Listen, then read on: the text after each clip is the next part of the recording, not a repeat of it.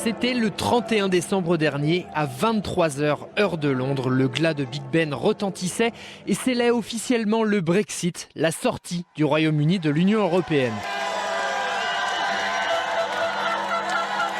La sortie du Royaume-Uni de l'UE politique, mais aussi du marché unique. Conséquence immédiate, moins 29% sur les importations et jusqu'à moins 41% sur les exportations sur le seul mois de janvier 2021 d'après l'ONS, le Bureau de la statistique nationale. Un commerce extérieur britannique à la peine, mais rien de surprenant pour Elvire Fabry, responsable de la politique commerciale européenne à l'Institut Jacques Delors. Une très forte baisse des exportations, c'est ce à quoi on pouvait s'attendre le plus, puisque toutes ces exportations britanniques sont soumises à des contrôles, ce qui signifie des délais, ce qui pour certains approvisionnements sont quand même très problématiques. Ça ne dit pas encore tout de l'impact au long cours du nouveau régime britannique en dehors de l'union douanière européenne.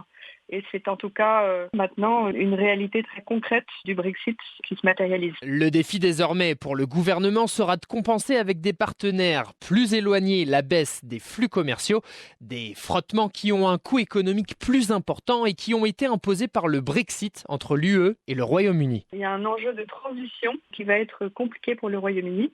Surtout qu'à l'heure actuelle, il s'est essentiellement contenté de dupliquer les accords commerciaux qu'avait l'Union européenne avec plus de 80 partenaires dans le monde. Et s'ils veulent obtenir plus de bénéfices par leur politique commerciale en dehors de l'Union européenne, il faut qu'ils aillent signer des accords avec d'autres partenaires. Et parmi ces nouveaux partenaires commerciaux, certaines alliances sont pour le moins surprenantes.